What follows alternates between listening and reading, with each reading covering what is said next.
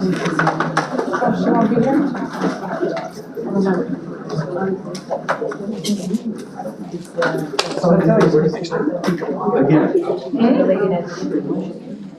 taking one.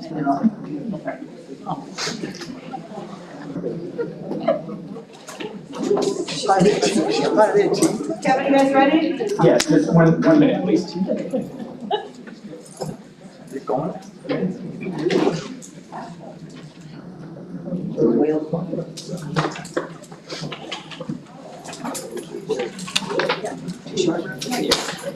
December 12th, right? You will stay full. Okay, let's get started with check-in. Rob, you want to start? Hi, everyone. I'm Robert Zodig, Executive Director of Human Resources. I am well. I have no time constraints. Let me see. Dr. K is not here. Dr. Martin will be late. What's that say? Oh, Jamie Browder. And Kenny, who's next to you then? Teresa Bowen will also be late. I have no elephants. My expectation is quick agreement.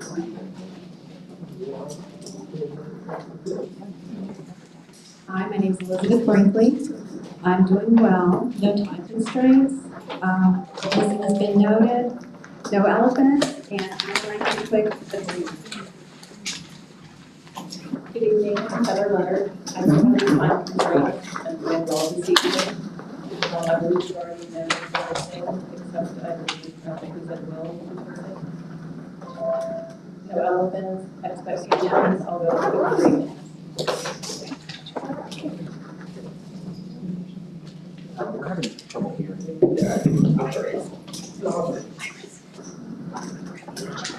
Can you all hear me?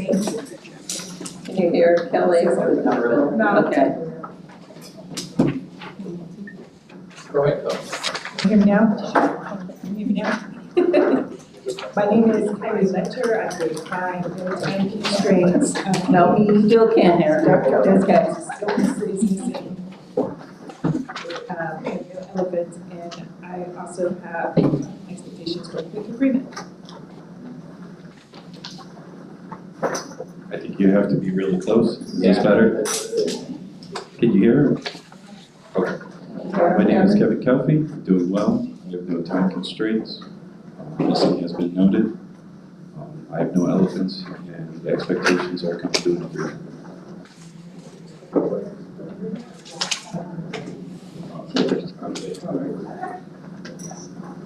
Good afternoon, my name is Bonnie. I am doing well. I have no time constraints. Missing has been noted. I have no elephants for this meeting. However, if you are part of the insurance task force, you may have noticed we have a meeting set up right across the way at the conclusion of this meeting, which I hope is needed. And my expectation is to get a quick resolution. Thank you, for quick agreement. Thank you. Hi, my name is Suzette Rivera. I'm doing well. No time constraints. Missing has been noted. No elephants, and my expectations are to come to an agreement. Carl Burnside, I'm fine. May have a 6:30 time constraint, but it's possible I could be here for 7. Who is missing has been noted. No elephants. Expectation is to come to an agreement. Good afternoon, I'm Ben. I have no time constraints, missing's noted, no elephants, and expectations come to a quick agreement. And I'm great, by the way. Mike Ewood, I'm doing good. I have no time constraints. Missing is noted, no elephants. Expectation, come to an agreement. Ann Cole, I'm good, no time constraints, missing is noted, no elephants, and expectation will come to an agreement. I'm Roger Lloyd, I'm doing well. Missing has been noted. I do not have any time constraints. I do not have any elephants, and the expectations is to come to an agreement. Good evening, everybody. I'm Jason. I'm doing amazing. I have no time constraints. Missing has been noted. I don't have any elephants. And my expectation is to reach an agreement.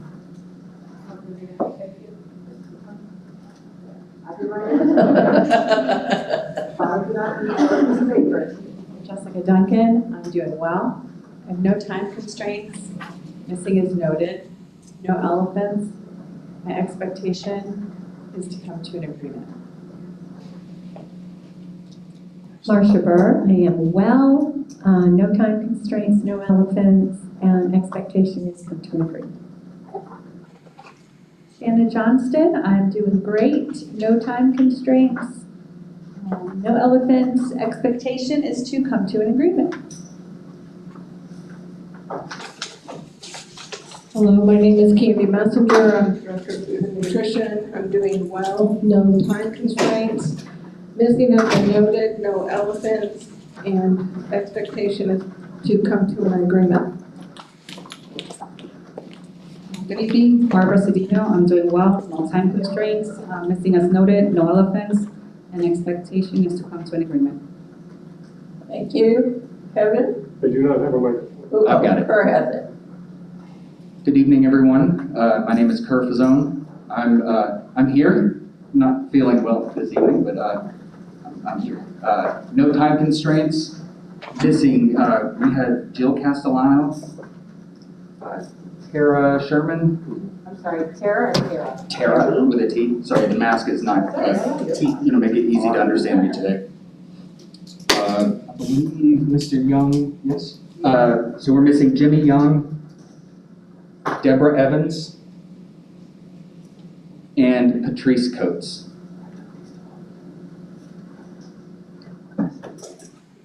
Oh, and no elephants, expectation, come to an agreement. Good evening. I'm well, time constraint 7. Missing has been noted, no elephants. Expectation, yeah, same thing, come to an agreement. My name is Roger Poulsen. I'm a security specialist. I'm doing fine. No time constraints.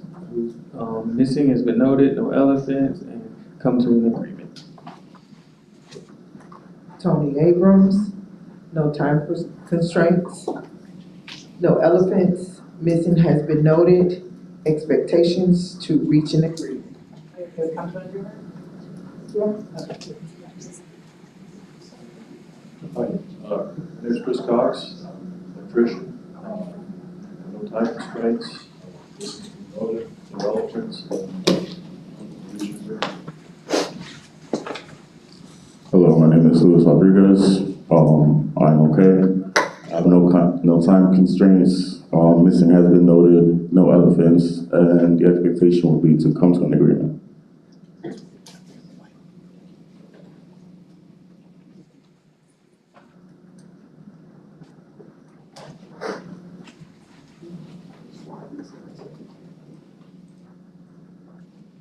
Kevin Daly, president of TALC. I am fine. As long as I'm at the airport, I hate to get my wife. Will have a place to live. Who is missing has been noted, no elephants, expectations not to waste my time. Good evening, I am Anna Witten. I am a 3rd grade teacher at Colonial Elementary as well as the TALC secretary. I'm doing fine. I have no time constraints, no elephants, and come to an agreement. Good evening, my name is Samantha Howard. I'm a PCT at Harns Marsh Middle School. I am fine. I have no time constraints, missing is noted, no elephants. I would also like to come to an agreement.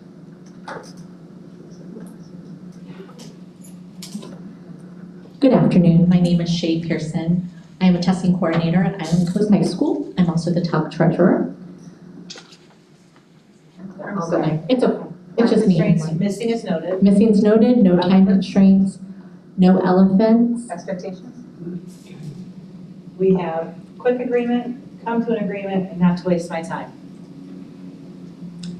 How about 8? I don't know if this would be an expectation, but a clear, transparent meeting.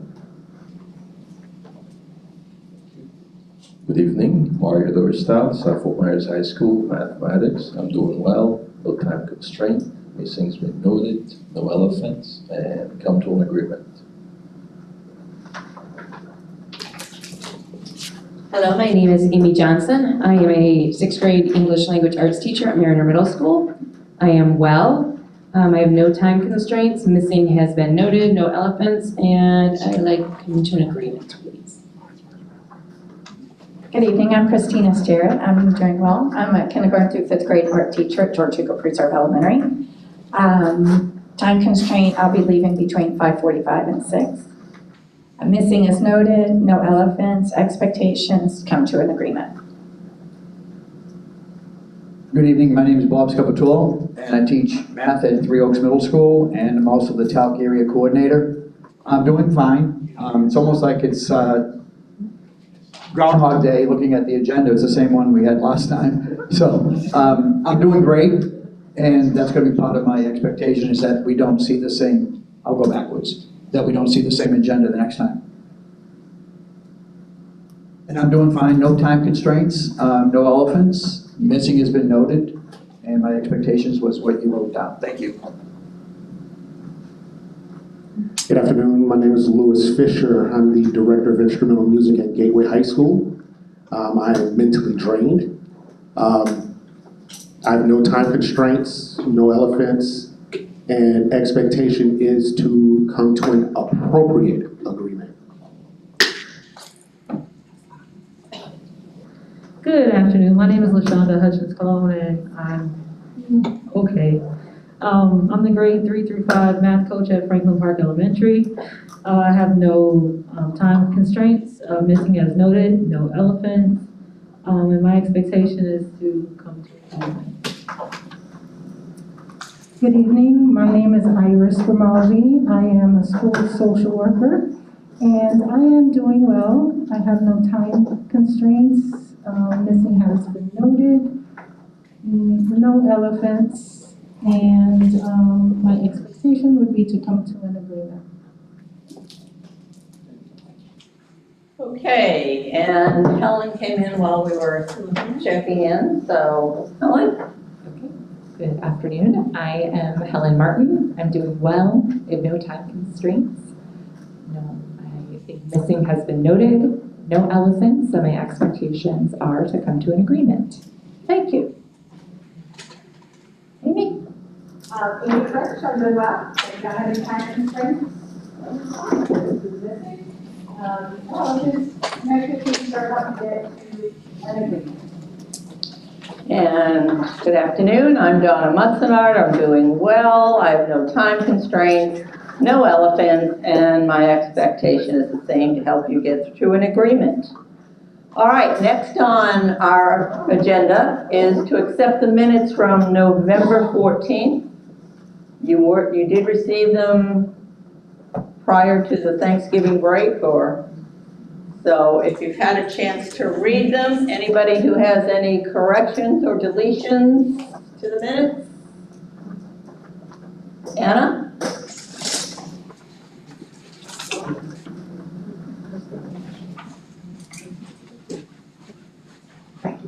No, we don't.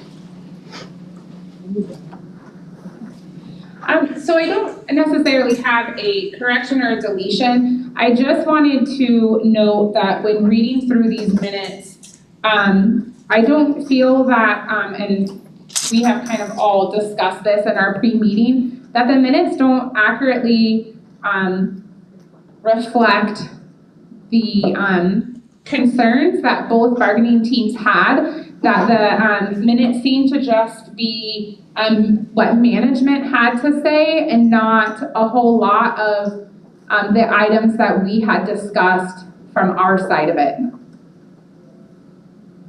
So it's not really an addition, a deletion, it's just I want to note that that we don't feel that this is an accurate reflection of what really took place last session. Okay. Is this an issue just for these minutes, or is it an issue that needs to be addressed further?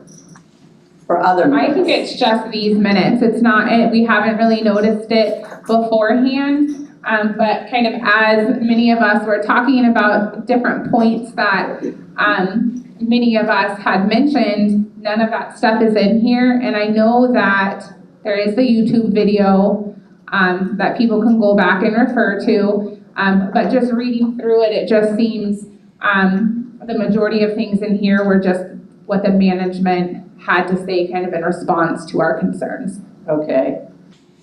Any response to that?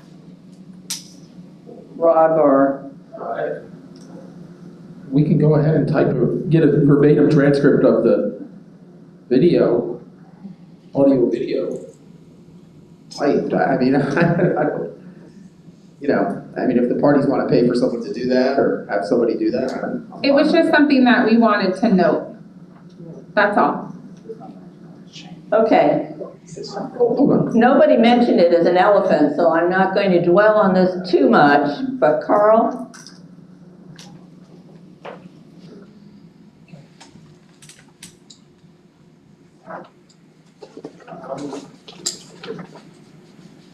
I think, and maybe not to be done now, but it might help if there are specific examples given of the type of, something for the recorder to kind of refer to. Now, for me, it's interesting because I've been thinking since the last bargaining session, and I won't carry long, is that I've been wondering, because I've been trying to get a real true picture. Typically, I've been doing this long enough, I can kind of know what's going to be proposed or what is being proposed from association. I'm floundering not understanding that. I agree with you because it seems like there's things that are coming from management, but I'm not really hearing, at least from my perspective, and maybe I'm missing something, but those would be the two things that I would say, because since the last session, I've been trying to ponder, because I'm always looking at how do we get to where we need to get to. And it's sort of, I don't think it's necessarily potential, I think it's just some lack of clarity, at least from what I'm trying to listen for. So I wanted to share that because it was already on my mind. And hopefully today we'll get to that point. But otherwise, I think giving specific maybe examples might help the person who's recording. And so that way they'll be more aware of what are those things that are important. Because I think it is important to make sure it's representative, those messages. Okay, anything else on that topic? Well, not on that topic, we have to go over minutes. Right. So with that noted, can we accept these minutes as written? May I see everybody's thumb, please? Okay, good, minutes are accepted. All right. We left off with options last time, and the district wanted to test an option, but we couldn't do that because we were down some critical people. Kevin? Does the district have an answer to our question? Well, the district wants to test an option first. I'm uncomfortable testing an option without having an answer to the question. Rob? Help me understand, Donna. I mean, if one party wants to test an option, is that typically how this works? Typically, yes. Kevin? This appears to be not meeting my commitment. We have asked for 3 sessions to have one simple number shared that in the past has been shared willingly. Now we have to go through some farce of us voting it down because I'm not voting for this,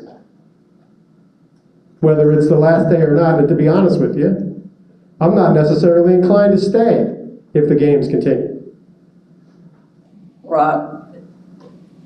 The portrayal is unfortunate. I'm not going to go back and forth. I simply, my team last session asked to test option 1. That is all we're doing. We're continuing the session. If you thumb it down, Donna will proceed with the process, and then we'll go from there. I'm not sure that could take all of 10 minutes, potentially.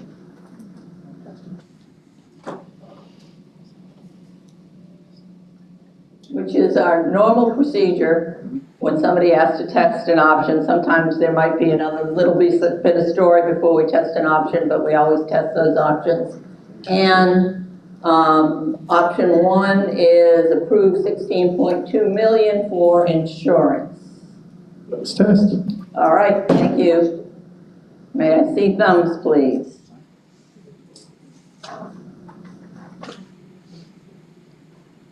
Okay, so do we have one or two spokespeople instead of going through every single person here, repeating the same thing over and over again?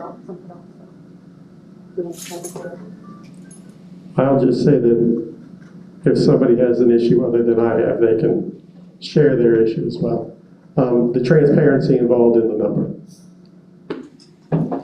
Be more specific about the number, please, for the number for bargaining authority the district has put aside for salaries related to the bargaining authority the district has put aside for insurance, which, by the way, was not shared as bargaining authority until last meeting. All right, thank you. That makes it clearer for everybody. Shay, something different? Thank you. I just actually had a question, but you said we need to test first. So at our last meeting, I listened to Kelly, I think it is. I apologize, I'm not good with names. Talk about the fact that we're probably going to see a deficit in the near future because of taxes hurricaning in, and I know that's been one of the reasons that I've heard that things aren't, things are being adjusted. My biggest concern with not the plan itself, but the money that we're putting in to subsidize for dependents is how long will this really be sustainable? I mean, my concerns are a couple things.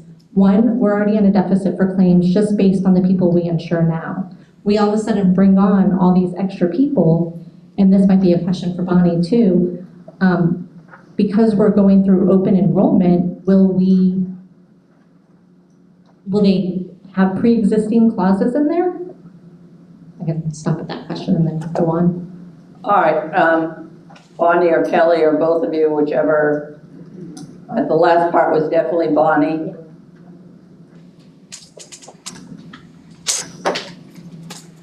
Okay, so 2 questions. The first was about the amount for the dependents. So that has been calculated in the amount needed for the 16.2 is including that amount. Right.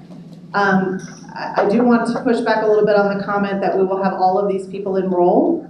In the state of Florida, we do have what's commonly known as Healthy Kids or Florida Kid Care, as well as Medicaid, that covers people up to a certain threshold of earnings. And so for people whose children currently qualify for the subsidized kid care or who currently qualify for Medicaid, this plan is not going to be less expensive for those people. Those people are still going to pay less money in premium on Florida Kid Care, and if they qualify for Medicaid, they pay nothing in premium. The only people that this would impact is people who are above the threshold for subsidized kid care. And as we discussed, I think it was 2 meetings ago, that's a cliff. So like you qualify, and then you make $1 too much and you don't qualify for any subsidy whatsoever, and your cost goes from like $20 a month to almost $300 a month per kid. So we're really talking about people who are at that threshold of income where they don't qualify for kid care. And currently we have less than 20% of our employees who cover anybody other than themselves on the medical insurance. And on the dental insurance, which is our highest enrolled plan, it's still about 40% of people cover anybody other than themselves. So there aren't kids out there, like every person who works for the district doesn't have a child to cover. And we've analyzed those numbers in providing this option in terms of what we anticipated enrollment to be. And we do not anticipate a substantial change in dependent care enrollment based on the factors that I provided to you. The last thing I want to address is the sustainability of healthcare. So one of the things we've talked about several times, including I think both the presentations that I gave you the last 2 meetings that we had, was about medical trend. And so that is the increase in cost to medical insurance, assuming that you had the exact same claims last year that you have next year. And currently, the medical trend is in the ballpark of about 7.5% a year. So, and that's how we ended up with the slide that I showed you that showed the discrepancy in the funding versus the medical trend. And I'm happy to share any of that with you again, but I think those are all important things that healthcare will require additional funding on an ongoing basis to maintain the benefits that we currently have. And what about pre-existing clauses?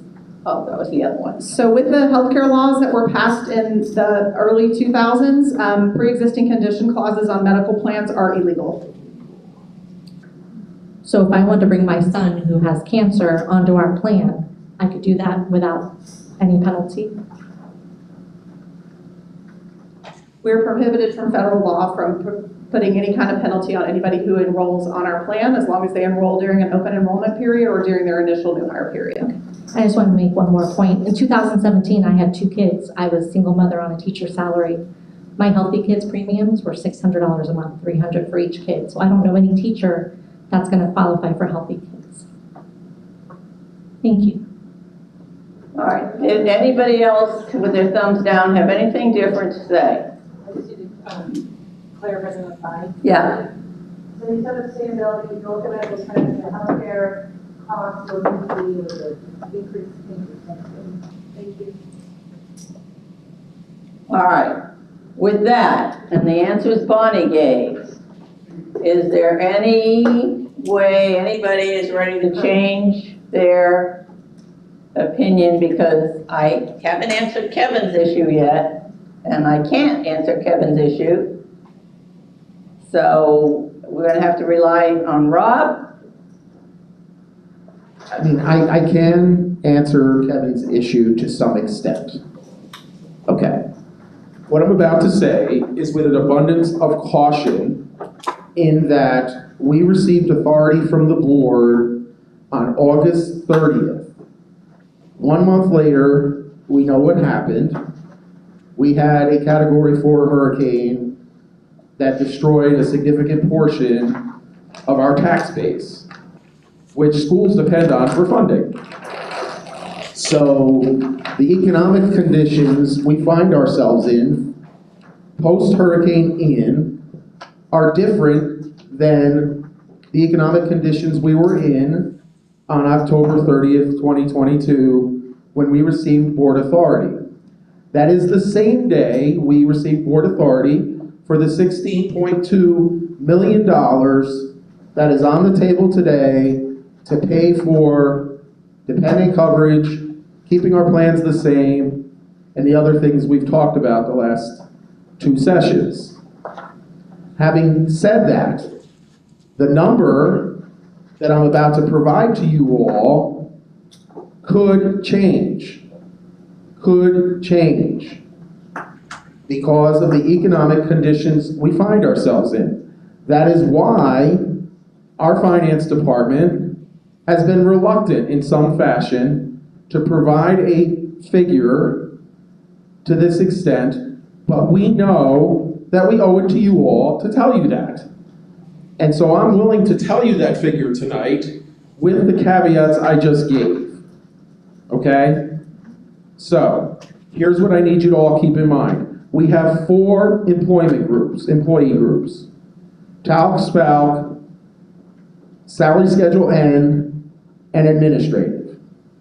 The figure I'm about to give is for all 4 of those groups. This number includes ESSER funding and the TISA funding. Okay, I saw Kevin's reaction. Okay, I will tell you that our authority was given in this lump sum fashion. We then bargained with that money. That's how we've always done it, Kevin. I know, I saw your reaction. So the number that was provided with all those cautions is $38.4 million.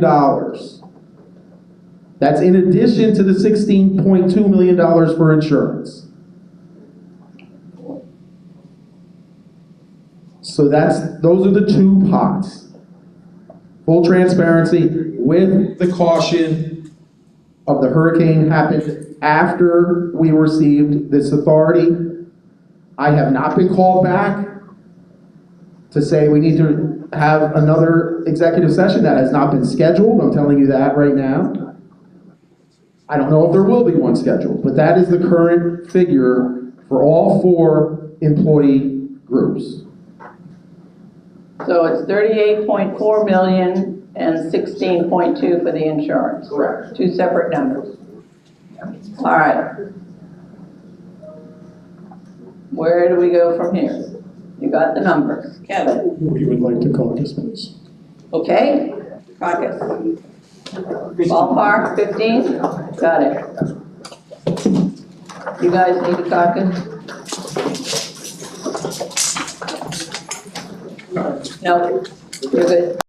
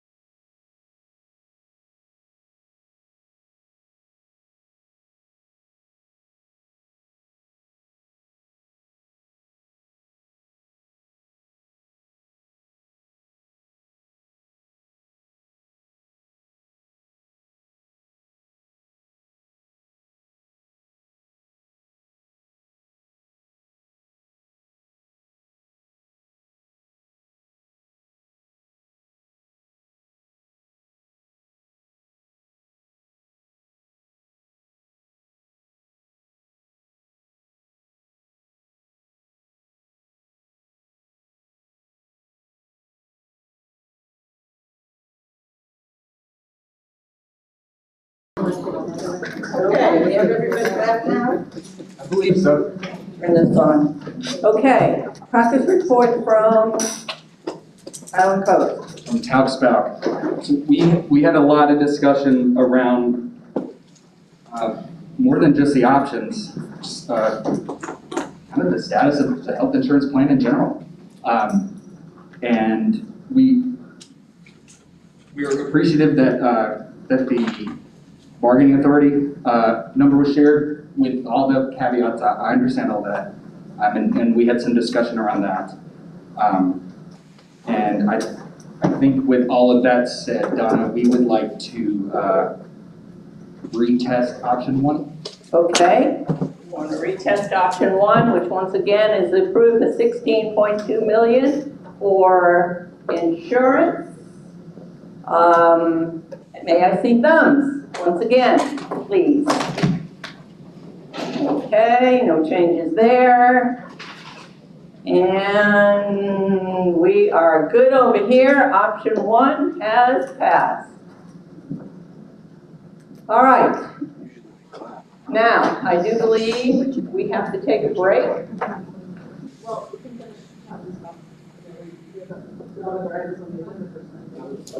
No, not with SPALC, so. It was not part, Right. Yes. Yeah, I think we can, if we're done here, we can excuse the SPALC teams going to a Unless quick, you're on the insurance task force. right, and then come back to our regularly scheduled TALC bargaining. Okay. Arlene? Yes. Can you, again, please explain the rules once you, for like an option? Like when an option is being called for testing, can you explain that rule again? Well, normally when one team requests to test a particular option, we try to do it as quickly as possible. Sometimes there's a little, but there's always a rule that the critical members of the team have to be present to test an option. So like for the district team, Rob has to be here and any other person who might be critical to that issue specifically. And for TALC, it would be Kerr and Kevin have to be here, and SPALC, it has to be you and Kerr have to be here to test an option and to approve or disapprove an option.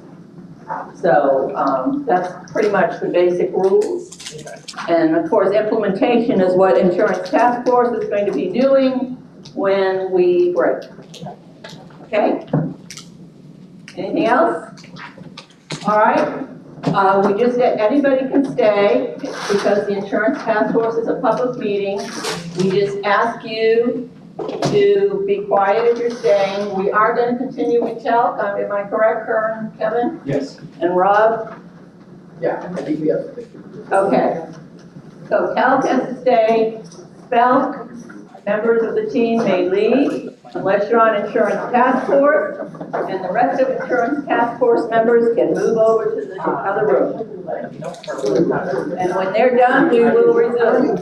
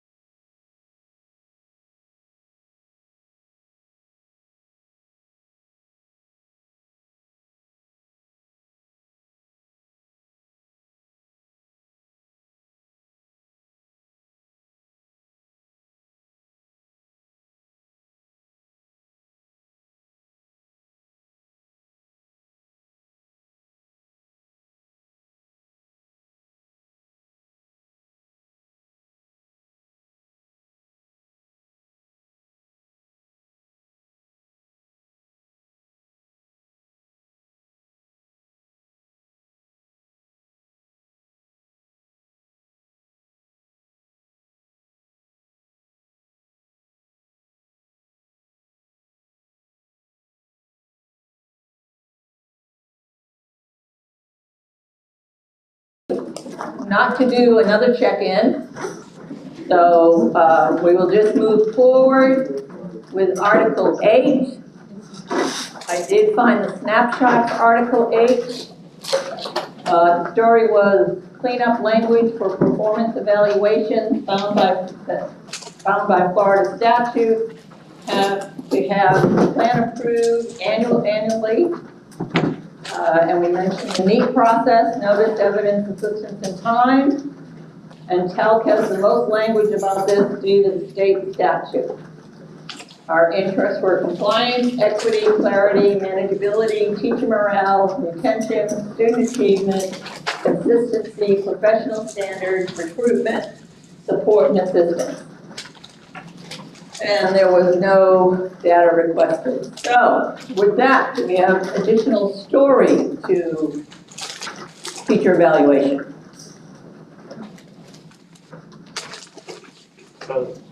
Kevin. I think there were some answers to questions that were maybe discussed at a labor management that I think Kerr is trying to find that might move this process along with us. Rob, I don't know if you have them handy. I know. Kerr's got it. Here we go. Okay, great. So we met on November 7th for TALC labor management and discussed 3 items that I think were kind of hanging out there. One was the date for evaluations to be complete. And I think we did settle on May 10th as the date that works. I do remember that, yes. What was it?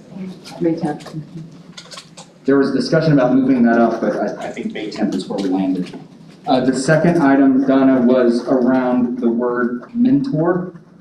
And it was discovered later that the mentor that is being spoken about in Article 8 are the LLTs from downtown and not the Apple mentor that we were thinking it was. What's, like Article 8 what?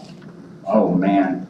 Don't know. 8.03, 2. Thank you. So there was I guess a desire from both sides to remove that word mentor and actually call it what it is. All right, so that was, did we have that down as an option at the time? No, I think we should make, maybe it should be one option. Yeah. Kerr, I have a version where we've made the changes, so. Okay. Can you show that one? Yeah, I can. So that was the district LLC? And the only other thing I had on my list, Amy, was the individual performance plan mandate, the IPP mandate.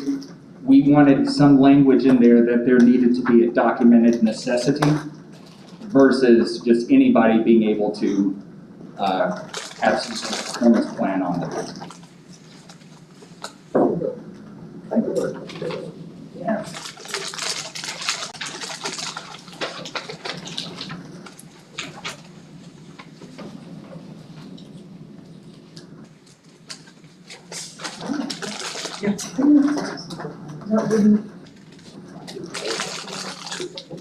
The second thing.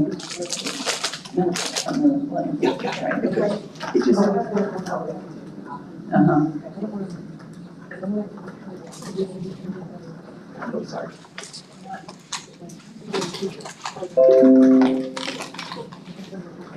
Donna, may I add one thing? Yes.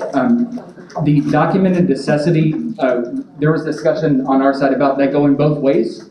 So if a teacher requests it, that is a documented necessity. I guess that it doesn't just need to be on the administrative side. Does that need to be part of the option, Kerr, or just a notation? Maybe just a notation. Okay. So the notation I have, individual performance plan, I'd like to clarify that there needs to be a documented necessity for the IDP. Yes. Want me to put Kerr, where is that in both the ways? article? Just 1 second.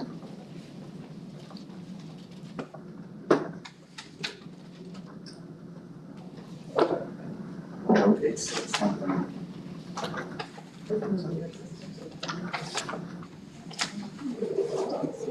Yeah, it's under 8.03. Yeah, you just put it up. Immediate supervisors may support employees by aiding in the development of an IPP. Put suggested language in there, so if you wanna suggest some. I didn't hear you, Rob. Could you say that again? The other two, we made the changes. We didn't put suggested language in 8.03 assistance relative to that point, so if you want to suggest some, or.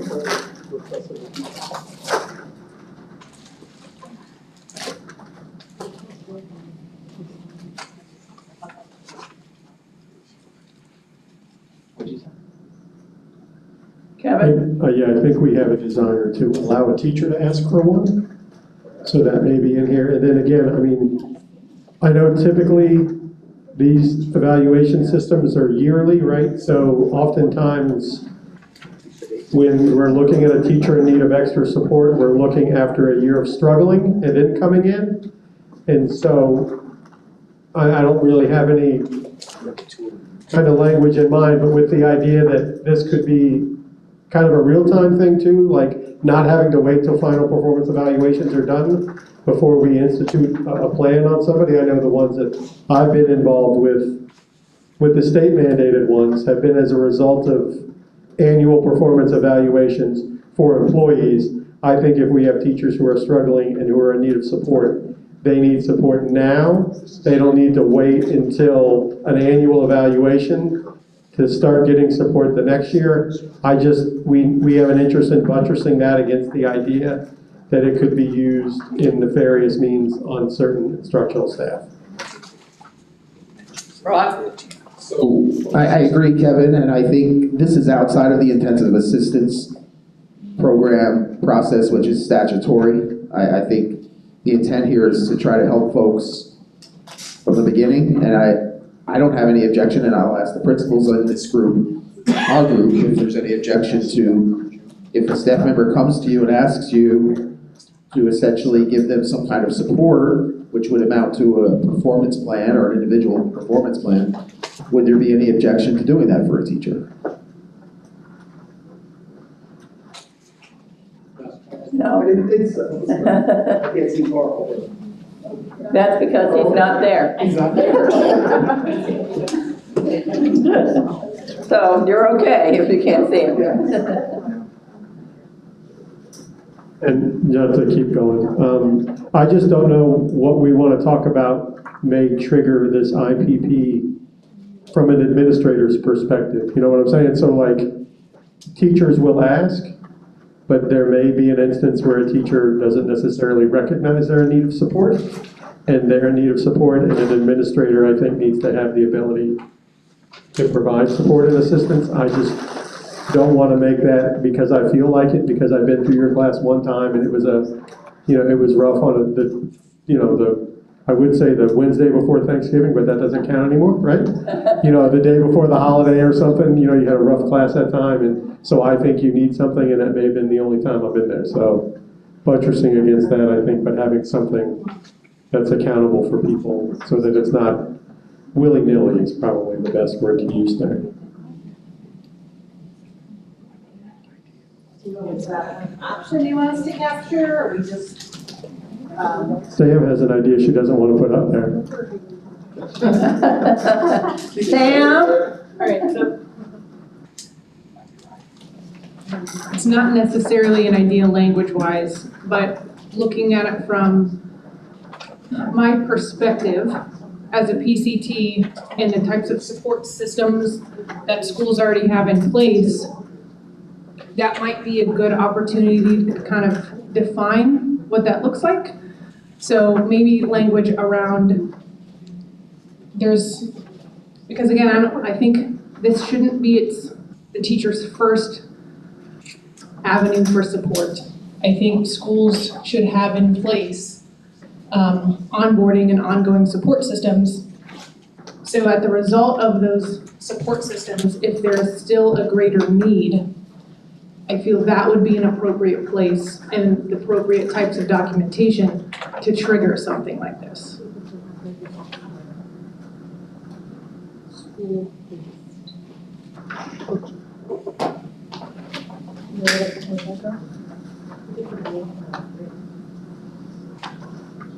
So what Shay said would something be along after exhausting school-based support systems, but I don't know where exactly that would fit.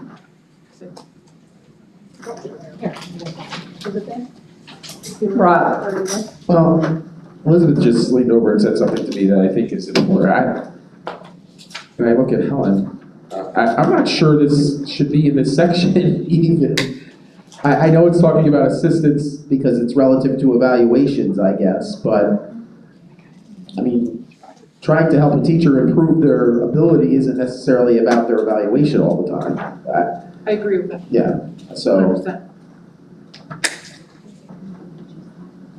So is there another place in the contract it could go, or?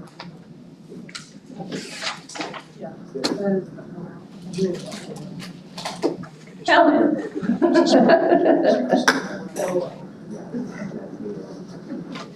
So what I'm hearing Sam say is to talk about kind of defining in a more coordinated fashion what that support looks like at the school level, and then what the support looks like at the district level. And I'm wondering if there's an opportunity to maybe look at our professional development article and clearly define what that support might look like, and then also not just call it support, maybe call it a research-based instructional coaching cycle, so that it's more like a defined pathway.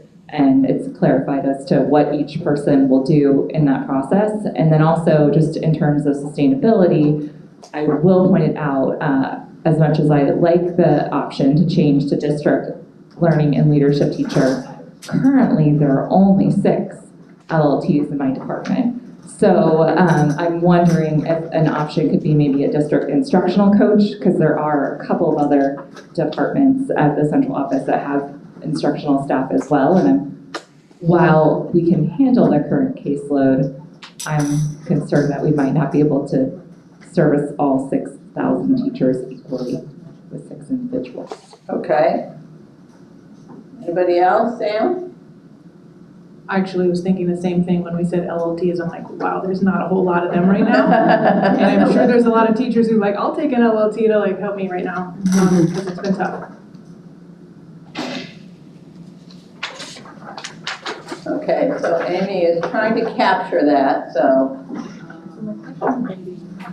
What is it, professional article 14? Yes.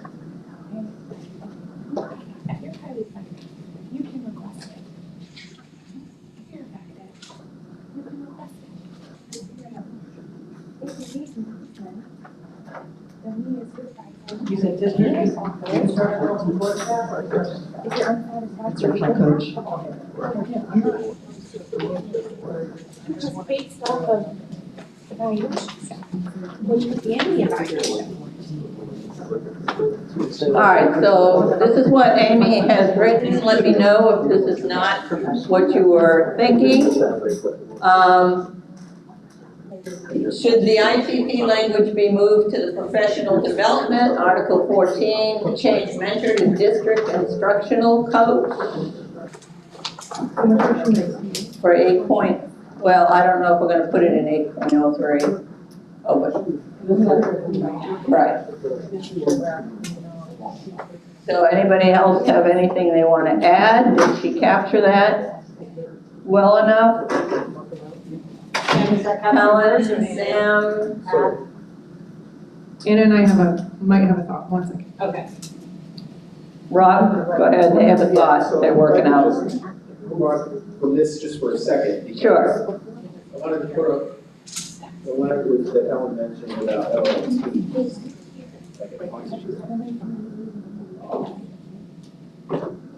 Just see where we can insert what she may have suggested. So, just an FYI, there's the May 10th dates that were added. So. Okay.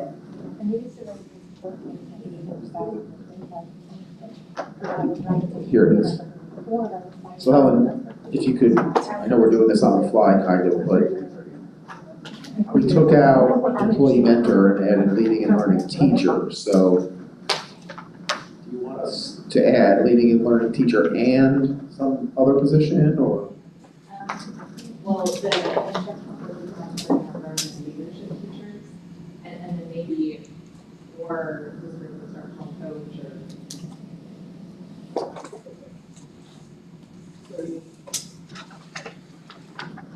No, there's a district in, Replace lead and learning teacher. Leadership teacher. Or other qualified. all right. Capture that, thank you.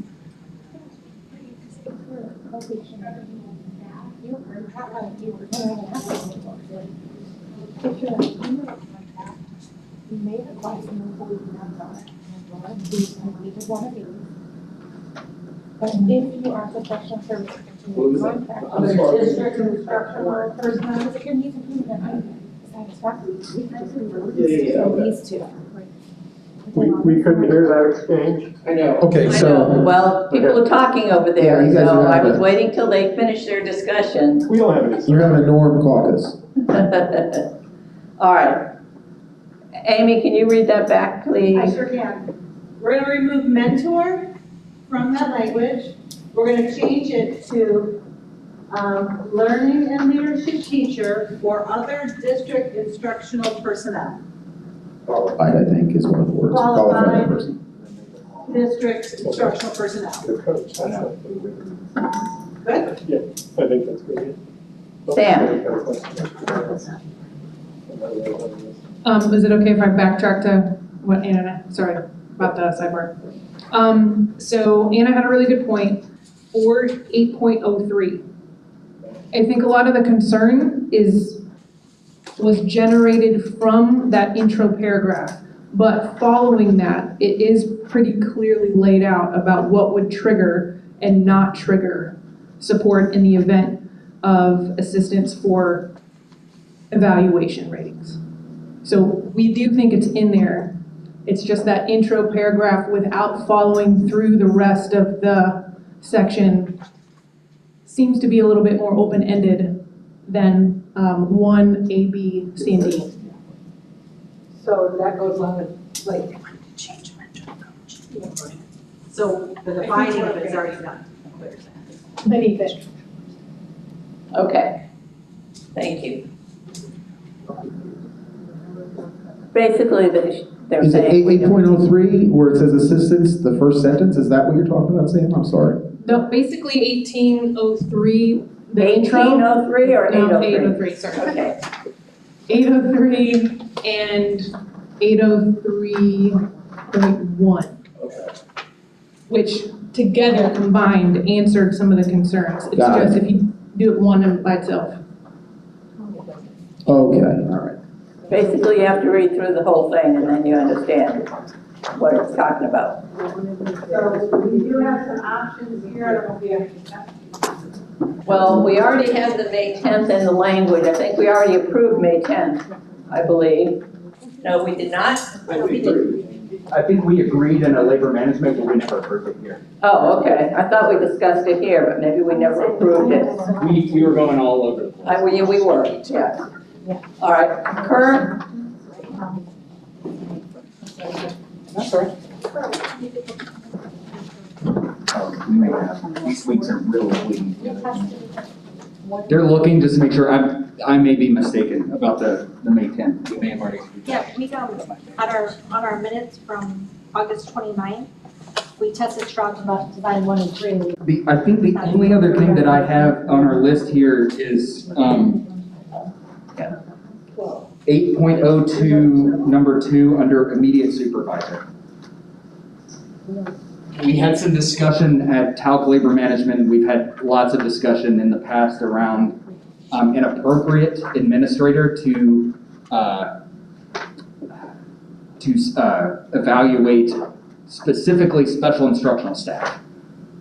Typically in the professional world, a lawyer evaluates a lawyer, a nurse evaluates a nurse, and so on.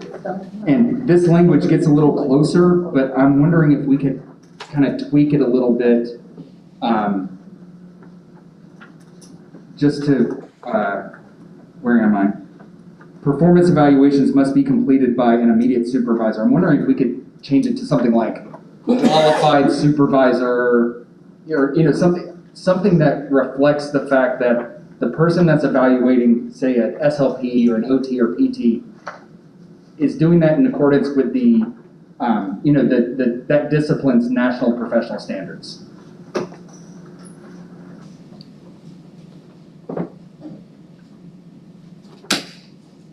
Okay.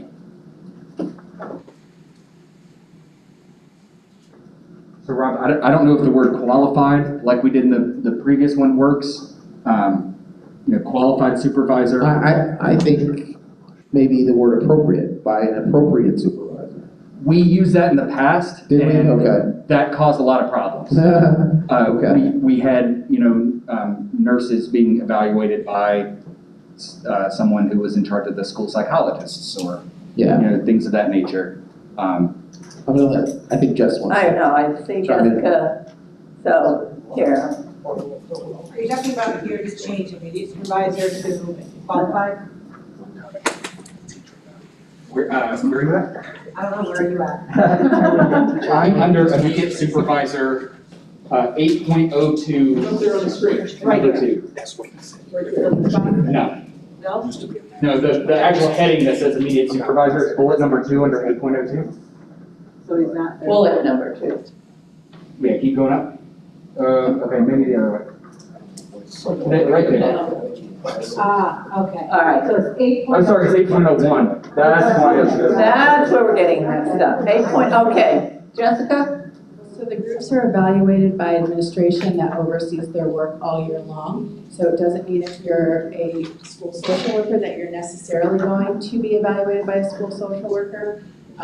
Just like if you're in a school and you're a math teacher assistant, that your evaluator knows everything in that discipline. And I think we follow many of the national standards, but if there's something specific or a specific area that you want to talk about, but the size of some of the groups alone would make it very challenging. So we split those evals up, and we do people that we work with, that we have knowledge with, that we meet with all year long, that we do walkthroughs with. So they kind of or offer opinions on because of your expertise in a particular field. And other district administrators do that as well in other issues. Iris. Hi. So, I think the concern is because sometimes. Is that on? Is this on? Oh. Oh, no, I didn't. Hello? That's better. So the concerns may be because perhaps they don't meet the professional standards. Like, for example, a principal may be evaluating let's say, for the sake of my department, a social worker. So there are certain professional standards that require some type of supervision from a licensed or master's level social worker, for example.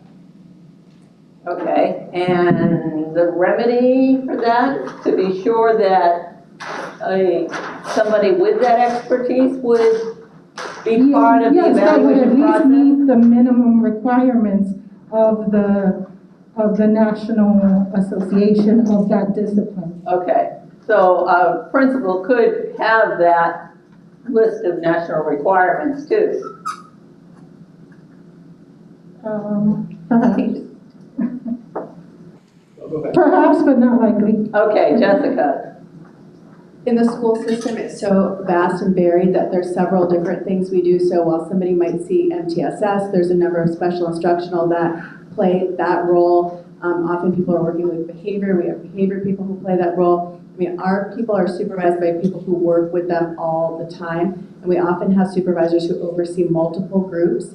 So we wouldn't necessarily have one person that we would say, you have to be in this group to do this for a school social worker. When there's supervision requirements, like for clinical social work or an LMHP, we do have that in place, but for a school district evaluation, we evaluate just like any other administrative evaluation. Okay, thank you, Jessica. Iris? Do we have that for the other itinerants as well, like nurses and OTs and PTs and, for example, ESC staffing specialists? It's the same across the board, so it would be the same. So you might have in the ESC world, the person who oversees them might be an SLP, but that person works with them and works with them in their role and their work all year and works through issues, does their walkthroughs all year long. But yeah, it's the same across both areas, ESC and student services. Thank you. Anything else, Iris? Yeah, I just thought the clarification in the language would be helpful. Do you have a suggestion? Just the suggestion that Per made. Okay. Which, do you need that again, Amy? You're make like this. That supervisor? Qualified, I think. Oh, qualified. Okay. You want to add that, qualified.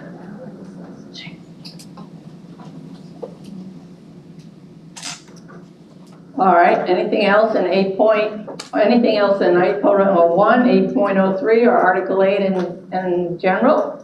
Rob? Yeah, where are we adding the word Here, I got it, qualified? Jessica. Where are we adding the word qualified? Where are we adding the word qualified? The suggestion was right there. Performance evaluations must be completed by a qualified immediate supervisor. Or, I mean, immediate supervisor that's qualified in that discipline. This was I guess is a piece of contract language that we're talking about.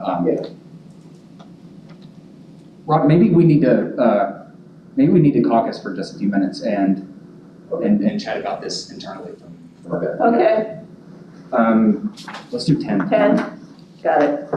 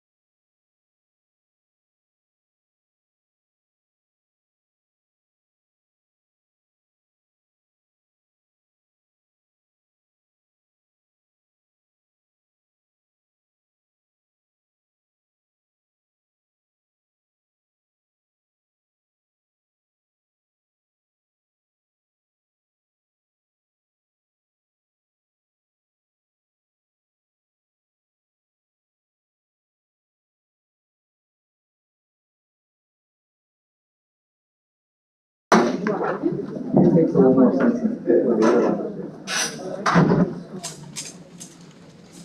one. We had discussion around, not just item 2 that's on the screen, but, a couple of other things that, that's been discussed tonight. I think we have our questions answered and are ready to move forward. Okay.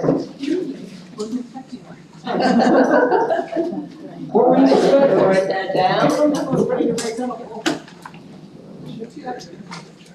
Could you remind us what the options are that are up? Sure. We're gonna get rid of the May 10th, that one's already approved. So remove the word mentor, this is from 8.032, remove the word mentor from the current language and change to learning and leadership teacher or other qualified district instructional personnel. Then we have another option of 8.012, change immediate supervisor to a qualified immediate supervisor. Good? And that is it.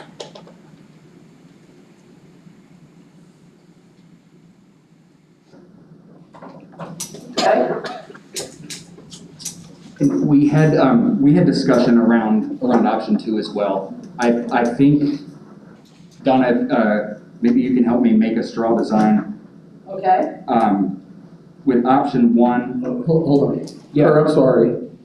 Before you do that, we had, if you look on the screen, 8.042.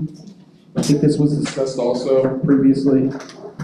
About 10 days Yes. notification. Yeah, Okay. we didn't include that one on. Oh, I don't know. I thought we did. Okay. Jay, do you still have your minutes out? Maybe Did we that's what, approve- this is where we're missing Will. Did we approve that language there under manager's rating? I have my notes.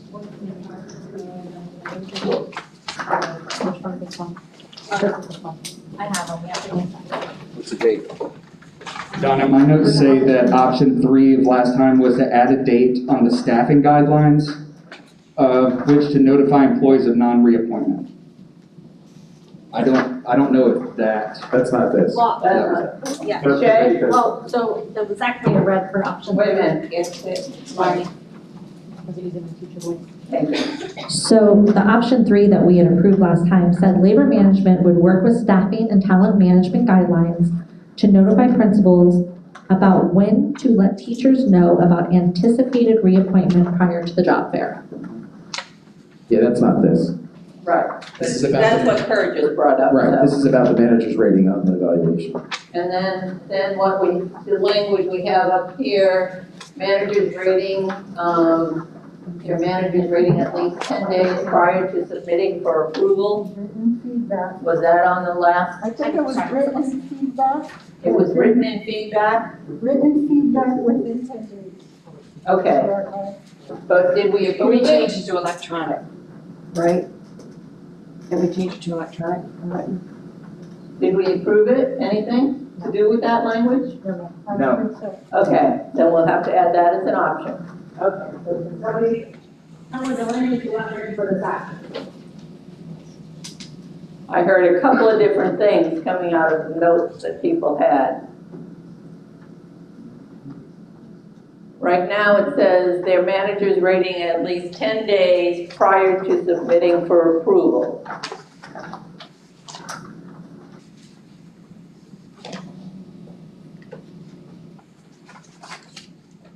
Is there any changes we need to make to that language? So we can add it as an option, so we can get it officially approved tonight.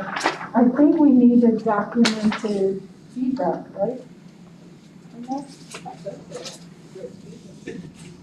Oh, it's, okay. I'm not sure. Can you just make that a little bigger, please? Yeah, like blow it up, I hear you. zoom it in. You're asking me to do it.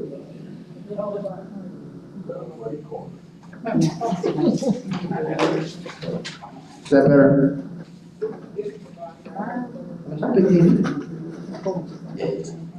There you go. Perfect. Okay. So it just has to do with manager's rating. They have to give you 10 days prior to submitting for approval.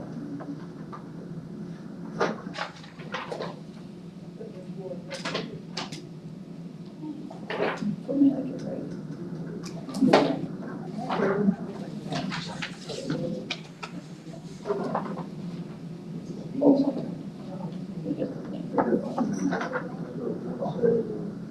All right, now that you can see it, anything?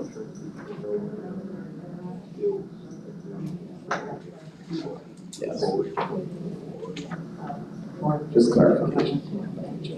Yeah, I don't think that's an issue.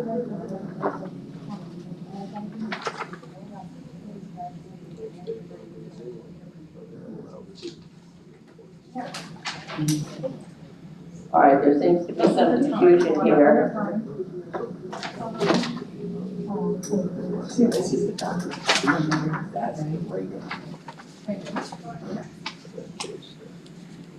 These are all under the section about time, the amount of time for certain things.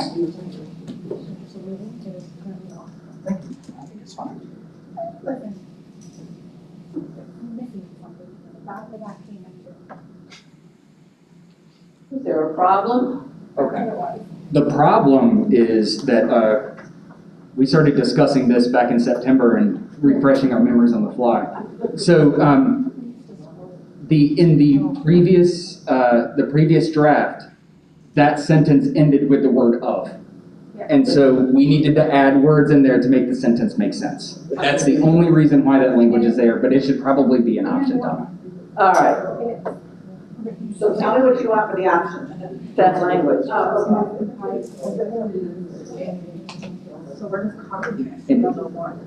So Amy's just gonna copy that new language down as an option. Yes, and it should be the same language that is in item 1.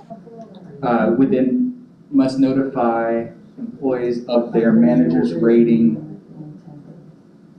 Yeah, 10 okay. days, it says 10 days. Prior to skip, no, that's fine. Okay. I misread. Where are you? You're fine. He just wants it up as an option, the language that's already up there. So could you just scroll up a little bit, like, Oh. I wanna, no, I wanna see what's underneath that sentence. Just the next. There you go. Just the post-evaluation. Yeah, that's all that was, the formatting. All right, Thank you for having me. so do we have another option, any other options for Article 8? I have a question. Sure. Does this, I guess we're up for 3 options now. Does this draft language need to be considered an option as well, Donna, or no?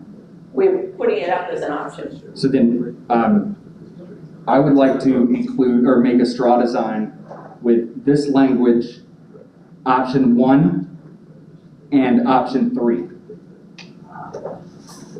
Okay, so you don't want option 2 to change immediate supervisor to a qualified immediate supervisor? Not at this time. Okay, so 1 and 3 is the straw design. Anything else, Rob? Yeah, go ahead, Amy, when you finish. 1 and 3.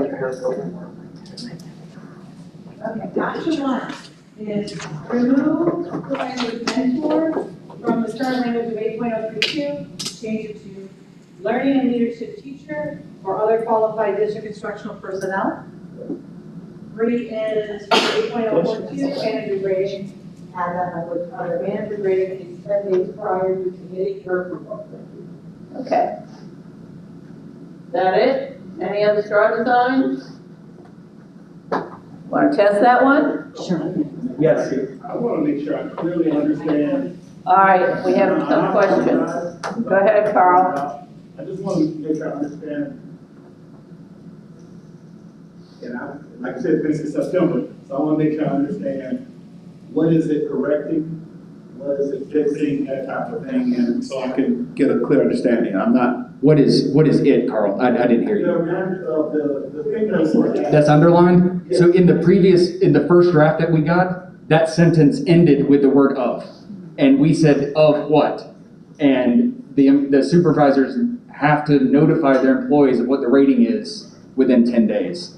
it was purely adding clarification. It was I guess something that Will just simply didn't finish the sentence. So let me ask a question. Yeah. Okay, so if the end of your evaluations are due May 10th, so that's saying that I've got to notify the employee by May 1st? Of your rate. Right. Of the manager rating, yeah. I suppose, yeah. Well, when do you submit them for approval? Right, then why are we saying May 10th? Right. It wasn't our language. I don't know. It wasn't us. Driving it. That's what I want to know. Okay, that's what. So there's something that's obviously driving it, and I just kind of want to have, and maybe I forgot the story, but I'm just. Mr. Burns, that wasn't our language. That was the language that came from compensation and labor relations when we first started this. Okay.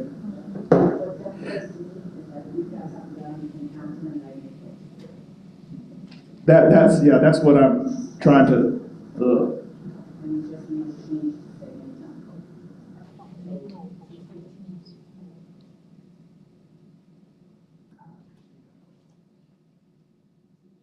So I see what you're saying. This is not. Yeah. Okay. I'm just. This was not our language. Pardon me? It's not your language. You just say that language. I get it. Yeah, we need a caucus. All right, we need a copy. We will not. All right, but you still have to We leave. need to leave? Oh, we have to leave. This is their room, their I'm part. a-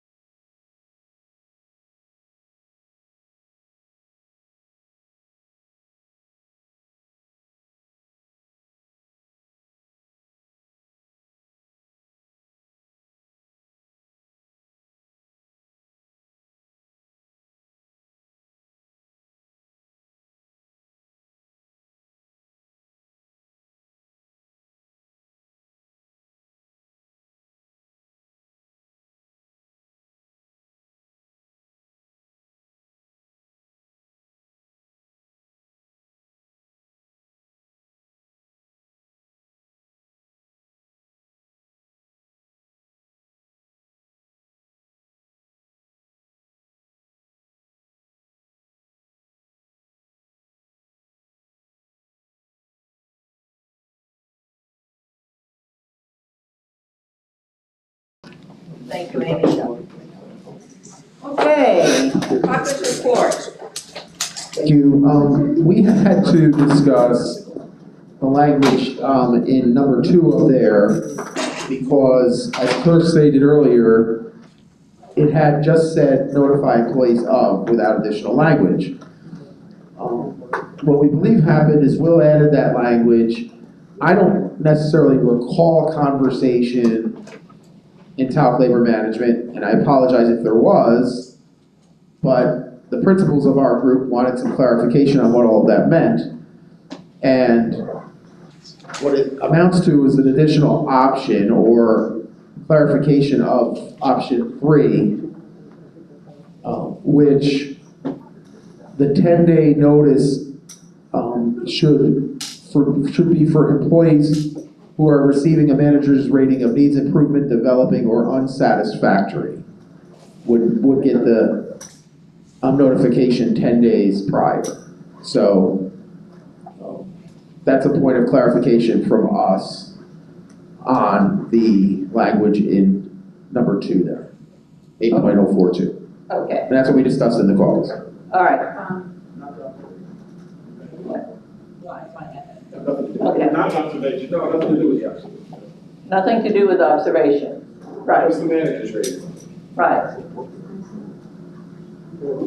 Oh, and the other piece is a PeopleSoft verbiage issue. No, employees don't approve, they acknowledge. So we would use the word submitting for acknowledgement instead of approval.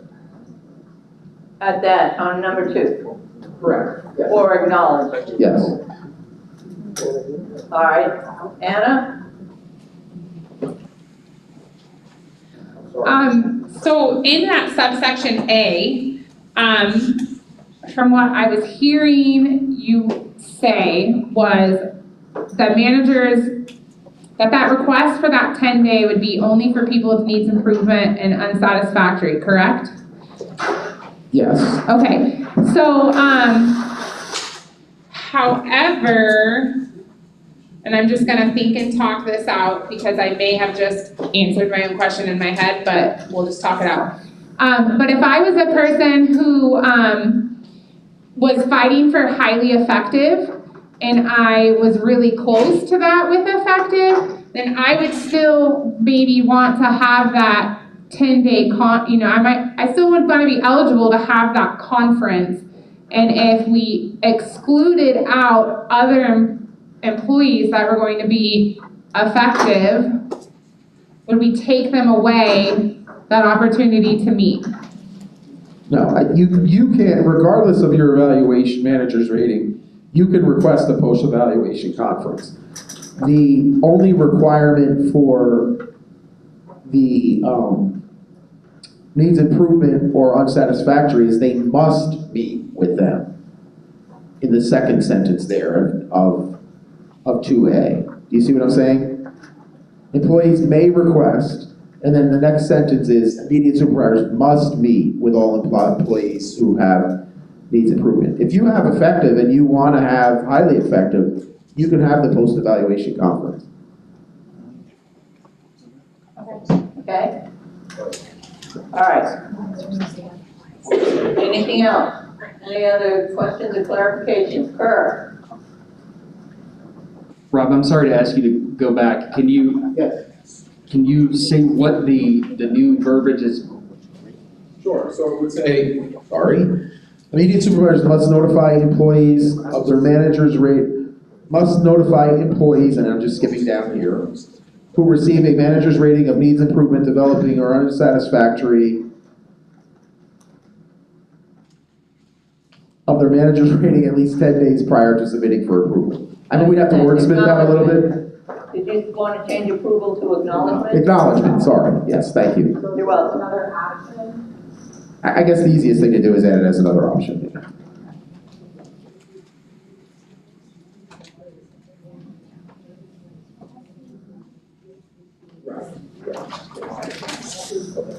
So option 4, I'm going to add the language. needs improvement, developing. I actually have, Heather was nice enough to draft something for me, so. Excellent. Perfect. Go. So immediate supervisors must notify employees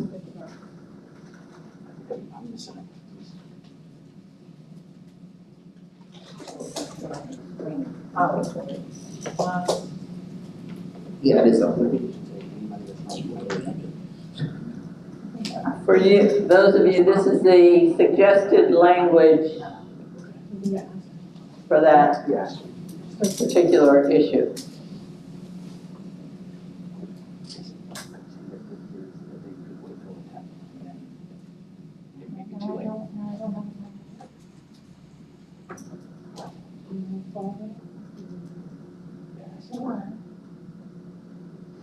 Let Amy finish writing.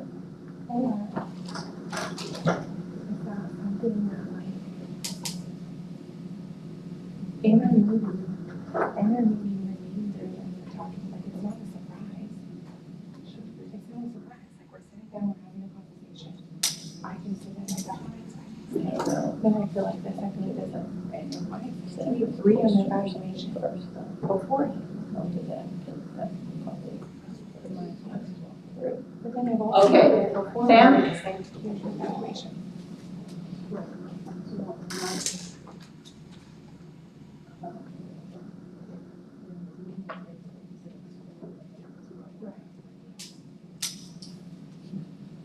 Okay, so if we include, and I understand where that's getting pulled from part A, about needs improvement and unsatisfactory.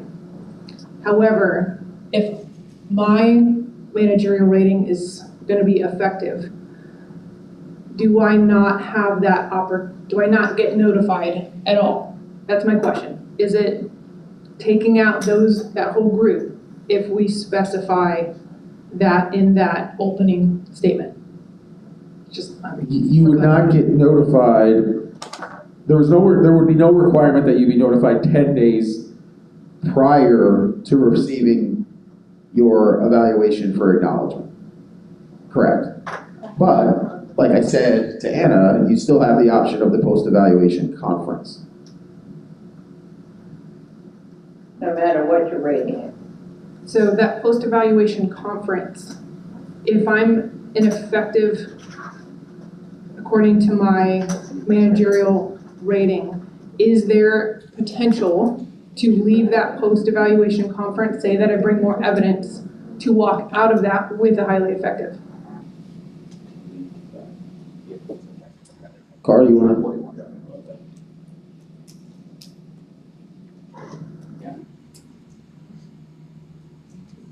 Okay, I think that some is logistics. So one of the things that the first part was to prevent the total shock of someone, because unfortunately, sometimes some principals don't tell people up front. Right. You know, that type of thing. And perhaps I'm looking at it from the lens of, because what happens, the way it works now, you're supposed to, the way the process works, you're supposed to have you turn in your self-evaluation, then that's when the principal knows. I mean, and honestly, if you're doing it correctly, even if, because I've seen this, even when there's, like for instance, one time I made a mistake. So those changes can be made after the fact. You just have to go back to the district and get those changed. Okay. You follow what I'm saying? So, Yeah. But what happens when you start talking about not hiring somebody or giving someone a low evaluation, that becomes more of a harder and more difficult piece. So yes, that's something that can be. Now, it doesn't mean that the administrator, when you provide more evidence, has to change it. Right. You know, but my concern, honestly, with 4 was I did not think it was good for principals to be in a position where they had to provide documentation about people being, whether they're highly effective, because then you're going to get a backload of things and never get. I think that's just going to create a manageability issue. But it doesn't not prevent those. And that's what my question was. Yes. Because my personal experience has not where that never would have been an issue. I've, gone through the process, I do myself, we have a conversation if there's discrepancies, like Correct. all that stuff. I just wanted to make sure if we specifically put in that first sentence, if it's excluding the opportunity, because, there's money on the line between effective and highly effective. So Right. that's what we wanted to make sure. I understand. So, but that was, to nod that piece. I just didn't want to get into the piece of, because typically what happens, the teachers provide most of the documentation for the effective and highly effective. Actually for the highly effective, not even really for effective. It's up to us as administrators to make sure we have to document. And honestly, if an administrator, a principal has not provide documentation that there's an issue with being unsatisfactory within 10 days of that, then they deserve to be stuck because they didn't do it. That's just unfair. Okay, thank you, Carl. Anna? So I could understand a post-observation conference after an observation, right? If you wanted to meet with your employer, your principal. But how often, and I'm asking the administrators, how often is there a post-evaluation conference with other employees? You mean other than needs improvement and unsatisfactory? Well, because you meet with your administrator and you go through your evaluation, that's a conference. So then there's a post-evaluation conference? So just like what you described, I've had people, Mr. Burns, I think you missed something, such and such, I don't know that, right? Then we set another meeting, and we go through, and, because it may be something I missed. Because they have certain information, and I can go through the rubric, and I illustrate, this is why I do that, and then show it. So yes. Okay. Is it Okay. post-evaluation? I think it's fine. All right, anything else? All right, so we have Article 8, we have several things going on here. Kerr made a straw design of option 1 and 3. Do you still want 3 or do you want 4? Because 3 is that original language that was up there before we talked about. I'm amenable to changing my straw design to options 1 and 4. Okay, thank you. All right. We would like to test. All right, so can we test the straw design with option 1 and 4? Okay, I see thumbs there, thumbs here, excellent. We have it. That's all for Article 8, am I correct? All right, where do you want to go from here? It's 6:40, Kevin? I think we need to take some time to reset meeting dates and get back on a rotation, because everything's been messed up. Yes, it has. I believe next week is SPALC.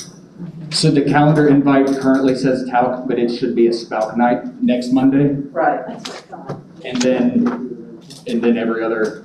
So I guess it's- December 12th would be the next TALC bargaining session. That's what I have. Okay. The 19th is SPALC, and I don't believe we have any dates set.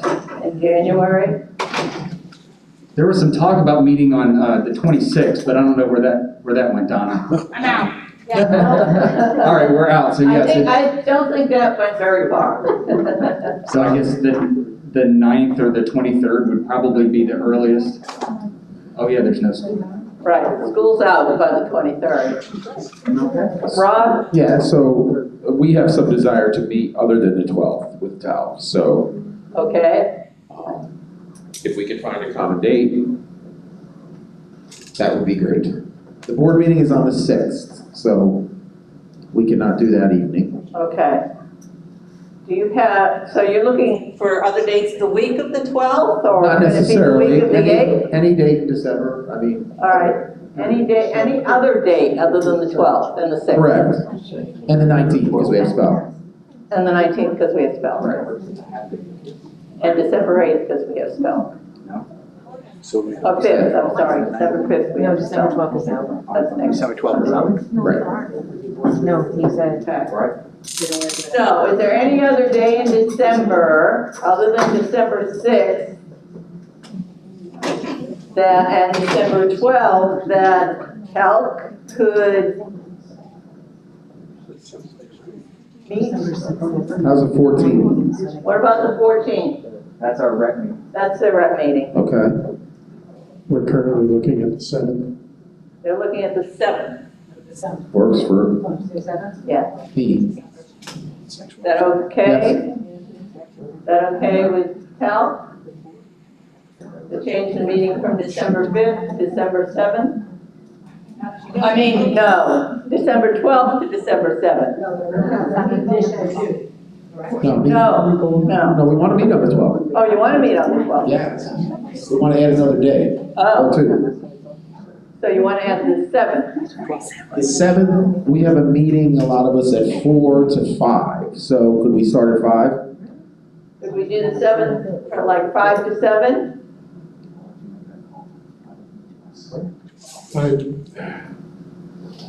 I just know that there was and this is gonna not be popular with some people, but my team has jobs and commitments, and the typical pattern is Mondays. So the reason we went to Mondays is to stop this, where everybody had to get their calendars out, and we had to hunt for that one unicorn of a day where nobody had anything. So, I mean, we have 12 in compensation left. I'm gonna tell you right now, compensation is not a one-night discussion. And 12, we aren't even ready to start talking about. Well, I understand that. I was going to bring this up. I mean, we have a significant interest in talking about TISA. So, and I have a significant interest in trying to get some resolution on that because it's retroactive money for the teachers, back to July 1st. And that money's been allocated by the state to us already, $7.5 million. We just have to figure out how we want to provide that money and what that would look like. So I was hoping 2 dates in December could get us there on that money. And I understand the pressure you're under from certain elected and appointed officials to deal with the TISA money. It should already have been dealt with. But, I mean, I don't know what 2 dates in December look like. I mean, I'm out the 16th and the 19th. You know, that's why, quite honestly, that's why SPALC is on the 19th. So there was no chance it would be TALC. I don't know what the rest of the team has going. I mean, again, I think you're right, TISA money is 2 nights. I don't know, we're looking. Okay. I mean, if we don't have to choose a date tonight, we could certainly try to find one. But I think it's imperative moving forward, we get back to the every other Monday predictable thing. No, and I think we're there. It's just trying to add another night in December, that's all, because we lost essentially 2 nights because insurance took 3 nights instead of 1, so. Not to mention the hurricane. So what day we have, December 12th? Yeah, Kerr's out the 15th and 16th, and then you've got the rest of this week, and we may have to take a survey of our group and figure out what date's the best and come up with options. And I don't have Jill here, she just got back into town, so. So can you send a date to Rob, say by tomorrow, the next day? We will make an effort to poll our staff in the immediate future and have possible dates that work for people. Rob? Yeah, so I just need to clarify, Kerr's probably the person because he's with both bargaining units. Right. So the 5th is SPALC? Yes. The 12th is TALC? Yes. And the 19th is SPALC? Yes. All right, we're just the opposite on my calendar currently, so Yeah. we need to update that, Yeah. okay. Right, so we got December 12th. So you want one more night than December 12th or 2 more nights? 1 more. Okay.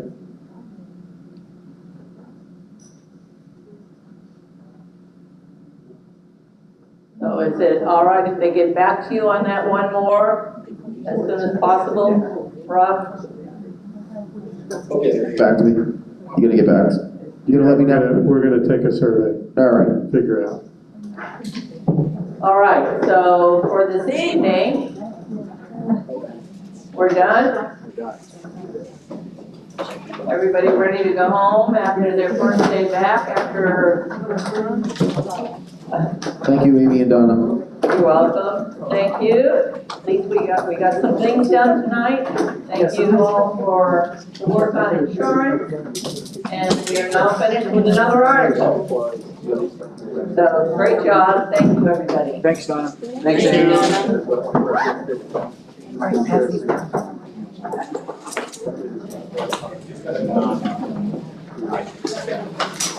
Let's